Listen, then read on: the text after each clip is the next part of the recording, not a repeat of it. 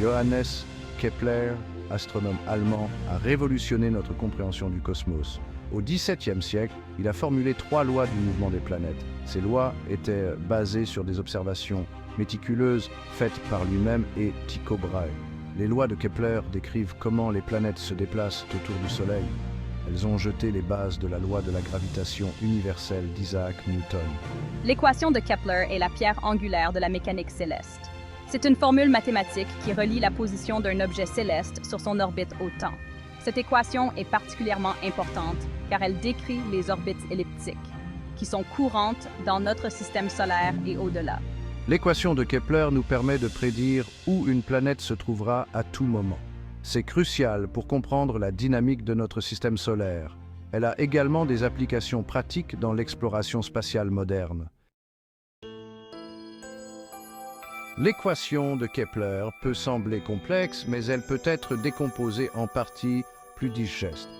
L'équation se présente comme suit. M est égal à E moins E multiplié par le sinus de E. M représente l'anomalie moyenne. C'est une mesure du temps. E représente l'anomalie excentrique. E représente l'excentricité de l'orbite. L'équation de Kepler relie ces 3 éléments. Alors que la forme standard de l'équation de Kepler fonctionne pour les orbites elliptiques, il existe des variantes pour d'autres formes d'orbites. Pour les trajectoires hyperboliques, où les objets échappent à l'attraction gravitationnelle du corps central, une version modifiée de l'équation est utilisée. Cette version fait intervenir des fonctions trigonométriques hyperboliques. Les trajectoires radiales, qui représentent des objets se déplaçant directement vers ou depuis le corps central, ont également leur propre forme spécifique de l'équation de Kepler. Cette forme relie directement le temps à la distance entre les objets.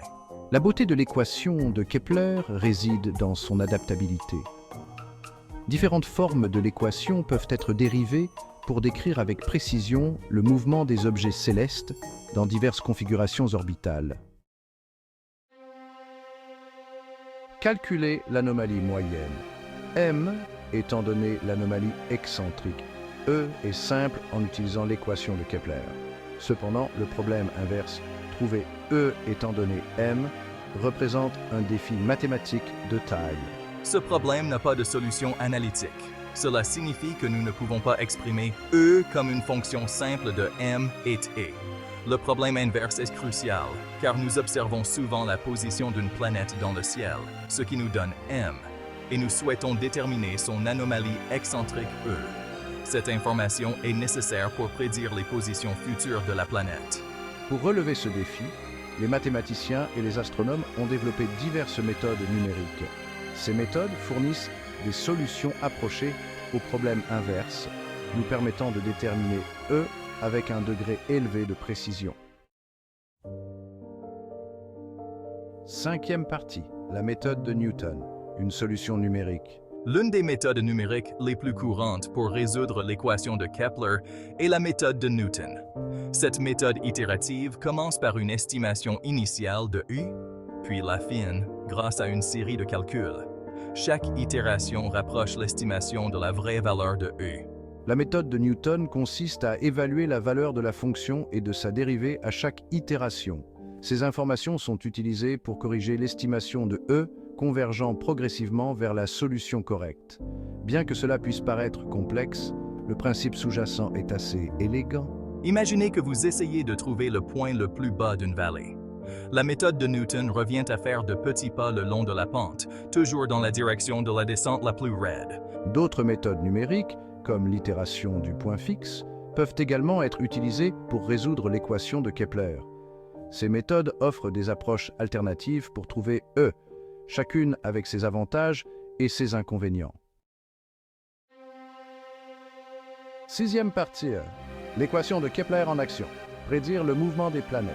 L'équation de Kepler n'est pas une simple curiosité mathématique. C'est un outil puissant qui a révolutionné notre compréhension du mouvement des planètes. En appliquant cette équation, les astronomes peuvent prédire la position des planètes dans notre système solaire avec une précision étonnante. Ces prédictions sont essentielles à la planification des missions spatiales. Elles nous permettent de déterminer les fenêtres de lancement et les trajectoires optimales pour les vaisseaux spatiaux. Imaginez que vous envoyez une sonde sur Mars. Des prédictions précises de la position de Mars sont cruciales pour que la sonde rencontre la planète. L'équation de Kepler est également utilisée pour étudier la stabilité à long terme du système solaire. En modélisant le mouvement des planètes sur des millions d'années, les astronomes peuvent étudier les interactions gravitationnelles entre elles et évaluer la probabilité de collision ou d'autres événements importants. 7e partie. Des planètes aux vaisseaux spatiaux. Applications modernes. Bien que l'équation de Kepler ait été initialement conçue pour comprendre le mouvement des planètes, ses applications s'étendent bien au-delà de notre système solaire. Aujourd'hui, c'est un outil indispensable à l'exploration spatiale moderne. Lors du lancement de satellites ou de sondes, les ingénieurs s'appuient sur l'équation de Kepler pour calculer des trajectoires précises. Ces calculs garantissent que le vaisseau spatial atteindra sa destination. Qu'il s'agisse d'un satellite en orbite autour de la Terre ou d'une sonde s'aventurant dans l'espace profond, l'équation de Kepler joue un rôle vital dans le succès de la mission. De plus, l'équation de Kepler est essentielle au suivi des débris spatiaux. Des milliers de satellites et de pièces de fusées hors service gravitent autour de notre planète, constituant un danger potentiel pour les engins spatiaux opérationnels. En utilisant l'équation de Kepler pour modéliser les orbites de ces objets, nous pouvons prédire leur mouvement et prendre des mesures pour éviter les collisions. 8e partie. L'héritage durable de l'équation de Kepler. L'équation de Kepler, conçue il y a des siècles, reste une pierre angulaire de la mécanique céleste. Son élégance et sa précision continuent d'émerveiller les scientifiques et d'inspirer de nouvelles découvertes. Cette équation témoigne du pouvoir de l'ingéniosité humaine à percer les mystères de l'univers. L'héritage durable de l'équation réside non seulement dans ses applications pratiques, mais aussi dans son impact profond sur notre compréhension du cosmos.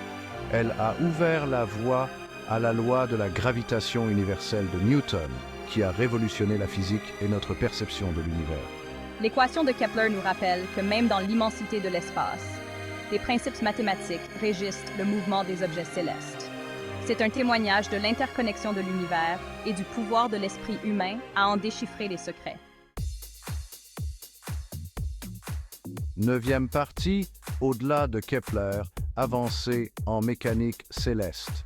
Alors que l'équation de Kepler fournit une description remarquablement précise des systèmes à deux corps, la réalité de notre système solaire et de l'univers est bien plus complexe. De multiples objets célestes exercent une influence gravitationnelle les uns sur les autres, ce qui entraîne de légères déviations par rapport aux orbites keplériennes idéales.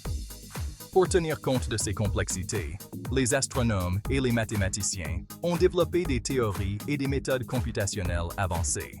La théorie des perturbations, par exemple, traite des légères interactions gravitationnelles que les planètes exercent les unes sur les autres, provoquant une lente évolution de leurs orbites au fil du temps. Les ordinateurs modernes ont révolutionné la mécanique céleste, nous permettant de modéliser le mouvement d'innombrables étoiles et galaxies avec une précision sans précédent. Ces simulations nous aident à comprendre la formation et l'évolution des structures cosmiques, des systèmes planétaires au vaste amas de galaxies. 10e partie, conclusion, un univers déverrouillé. L'équation de Kepler, une formule apparemment simple, a révélé de profondes vérités sur l'univers. Elle nous a permis de prédire le mouvement des planètes, de comprendre la nature de la gravité et d'explorer le cosmos. Son héritage s'étend bien au-delà du XVIIe siècle, façonnant notre compréhension de l'univers et rendant possible l'exploration spatiale moderne. Alors que nous continuons à explorer les profondeurs du cosmos, l'équation de Kepler reste un outil indispensable. Elle nous rappelle que même face à d'immenses distances et échelles de temps cosmiques, des principes mathématiques sous-tendent la danse complexe des objets célestes. Le voyage commencé par Kepler se poursuit aujourd'hui, alimenté par notre soif insatiable de connaissance de l'univers et de notre place en son sein. À chaque nouvelle découverte, nous acquérons une compréhension plus profonde de l'élégance et de l'ordre qui régissent le cosmos.